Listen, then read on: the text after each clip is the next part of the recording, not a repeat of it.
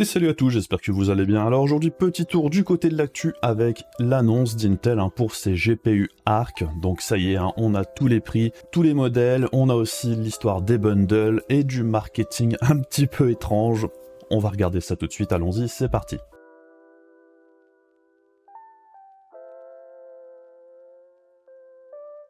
Alors on l'avait vu dans la dernière vidéo, Intel en avait déjà un petit peu parlé en même temps que l'annonce de la génération 13.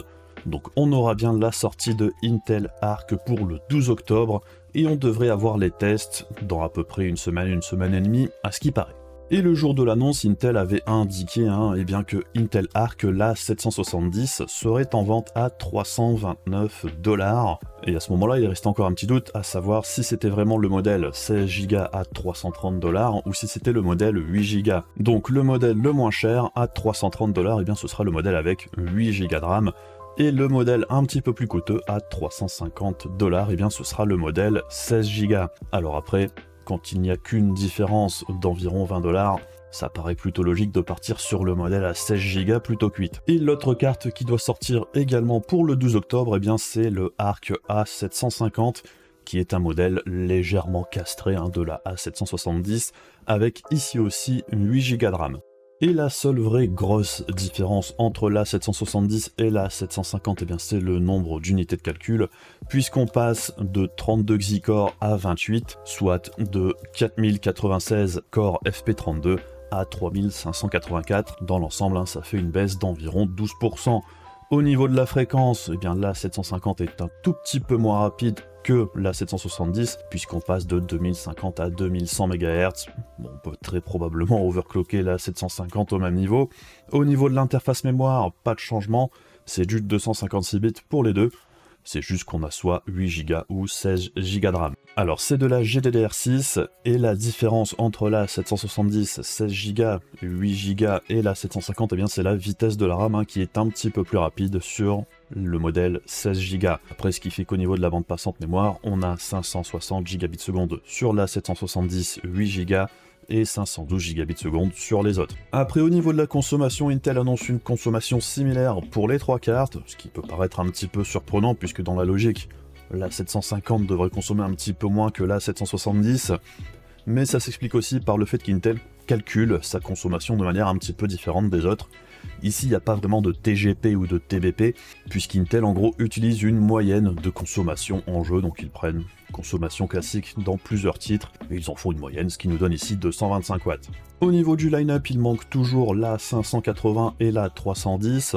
La 580, c'est une version encore un petit peu plus castrée de la 770 au final, avec des unités de calcul en moins et une fréquence un petit peu plus basse, ce qui devrait, en toute logique, baisser les performances de environ 15, peut-être même 20%. Et pour la 310, c'est une version un petit peu castrée de la 380. Bon, ça se destine principalement sur le très bas de gamme, mais ça pourrait être une option intéressante, par exemple, pour ceux qui veulent utiliser l'encodeur principalement, puisque celui-ci sera le même sur toute la gamme. Alors, dans l'ensemble, si on regarde les tarifs, pour les États-Unis, ça paraît relativement correct, même s'il faut encore voir les performances en jeu, si tout ça c'est stable, et si ça fonctionne bien sur quand même une grosse majorité de jeux, puisqu'ici, de tout ce que l'on a vu avec la 380 dans les différents tests qui sont déjà parus, c'était quand même un petit peu compliqué. Il y a des jeux où effectivement les cartes d'Intel fonctionnent plutôt pas mal, et il y en a d'autres où c'est quand même un petit peu la catastrophe.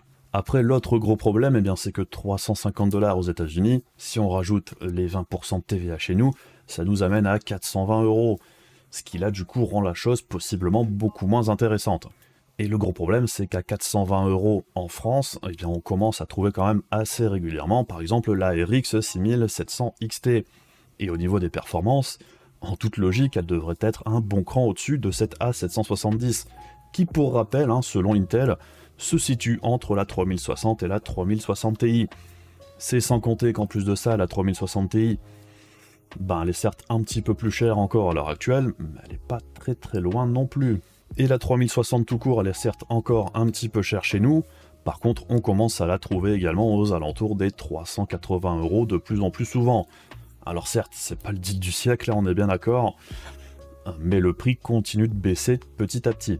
Et on a aussi un GPU particulièrement intéressant en performance prix dernièrement, avec les baisses de prix de chez AMD, et bien c'est aussi la RX 6700 avec 10 Go de RAM que l'on a vu à 350 € il y a pas très longtemps. Et même sans avoir pu essayer la 770 ou la 750, j'ai quand même peu de doute sur le fait que la 6710 Go soit à peu près au même niveau que la 770 dans l'ensemble, voire mieux, et très probablement aussi plus stable avec moins de problèmes dans l'ensemble.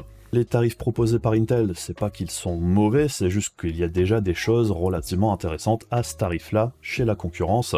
Alors évidemment, Intel s'est bien gardé de faire la comparaison performance-prix avec les GPU d'AMD. Ils ont principalement pris en ligne de mire les GPU de chez Nvidia, principalement la 3060 et la 3060 Ti, et même à ce niveau-là, je trouve qu'au niveau de leur marketing, il y a quand même des choses à redire. Puisqu'Intel, pour faire sa comparaison de performance avec la 3060, ils n'ont pas utilisé les performances des cartes, ils ont utilisé le performance par dollar, donc c'est une sorte de coût à la frame. Alors j'ai pas de souci avec le coût à la frame quand on connaît les performances de la carte en question, sauf qu'ici c'est pas encore le cas. En plus de ça, ils ont choisi le modèle le moins cher de la 770, donc le modèle à 8 Go, et pour comparaison, ils ont pris la RTX 3060 au tarif moyen de ce que l'on peut trouver chez Newegg. Et ils ont choisi un tarif de base du coup de 418 $. Sauf que si on va faire un tour chez Newegg, les 3060, on en trouve à 325 $, à 339, à 350, enfin bref. Avant d'arriver aux 400 $ et plus, on peut déjà avoir accès à quand même un sacré paquet de cartes un petit peu plus bas dans la gamme. Et ce sont des cartes qui fonctionnent tout à fait bien. Donc de prendre pour référence une 3060 à 418 $ alors qu'on peut trouver des modèles à 100 $ de moins assez facilement en stock, c'est quand même un petit peu gonflé. Et j'ai même pas besoin de faire de calcul, mais je suis sûr que si on prend pour base la 3060 à 350 $, on peut la trouver moins chère, je suis sûr que le graphique aurait une gueule bien différente. Donc bref, c'est un graphique complètement marketing et trompeur, encore une fois. Bon, après Intel est plutôt coutumier du fait, mais bon, c'est quand même assez gonflé je trouve de choisir son modèle le moins cher pour le comparer à une moyenne de prix chez un marchand alors qu'on peut trouver des cartes bien moins chères chez eux. Bon, c'était un petit peu pareil pour l'histoire du ray tracing supposément beaucoup plus performant que la concurrence. Alors la question c'est quelle concurrence ? Est-ce qu'ils comparent à Nvidia ou à AMD quand ils font cette déclaration? Puisque même si on prend les graphiques made in Intel, eh bien la 770 16 Go, au final n'est vraiment concurrentielle que par rapport à la 3060, qui est quand même un bon cran moins performante au niveau du ray tracing par rapport à la 3060 Ti par exemple.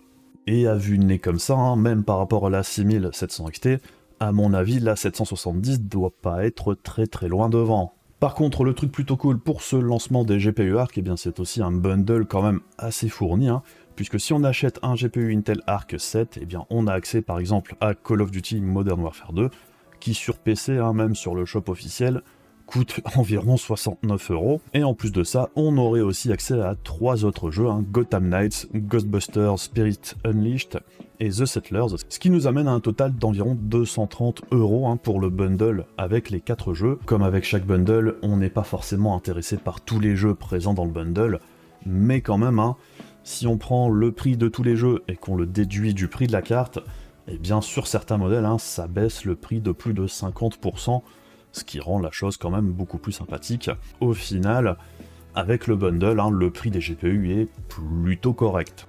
On a aussi vu passer des cartes des partenaires. Alors les partenaires en question, c'est toujours Gunir et ASRock qui ont l'air d'être les plus intéressés jusqu'ici, puisque bon, en ce qui concerne Asus, MSI, Gigabyte et tout ça, ça se bouscule pas au portillon pour le moment. Mais bon, c'est quand même plutôt bien de voir qu'il y a des partenaires qui vont essayer un petit peu de suivre ce lancement malgré tout. Donc on devrait avoir des cartes made in Intel, mais on devrait aussi avoir quelques cartes partenaires au niveau du lancement. Donc dans l'ensemble, je suis quand même assez curieux de voir ce que ça va donner ces nouveaux GPU de chez Intel, principalement du côté des drivers, puisqu'au niveau des performances, ça a l'air relativement correct pour le prix demandé, mais le gros souci pour moi, c'est principalement la stabilité. Est-ce qu'il y a des bugs dans beaucoup de jeux ? L'histoire du resizable bar, qui est quand même un gros souci pour ceux qui ont une config un petit peu plus ancienne. Il y a quand même pas mal de choses à prendre en compte si on a envie de partir sur les GPU de chez Intel. Et c'est un petit peu là le problème quelque part, c'est que ces nouvelles cartes, ça se destinera principalement à ceux qui acceptent d'avoir des soucis avec leurs cartes, puisqu'il y en aura très probablement, que ce soit au niveau de la stabilité dans les jeux, ou même parfois dans certaines applications, on pourrait avoir des plantages, on pourrait avoir des drivers instables, il peut se passer plein de choses. Et c'est vrai que demander 300-400 € pour un produit qui au final n'est pas vraiment complet ou hyper fonctionnel ou qui est encore en développement, ben ça peut paraître quand même assez cher au final. Donc j'ai vraiment rien contre les GPU Intel, hein. Moi je suis très content qu'ils arrivent sur le marché, je suis très curieux de les tester, je suis très curieux de voir ce que ça va donner. Par contre, ça se destine clairement pas à tout public. Pour un néophyte, j'irais pas recommander un GPU Intel vu tous les soucis qui pourraient arriver avec.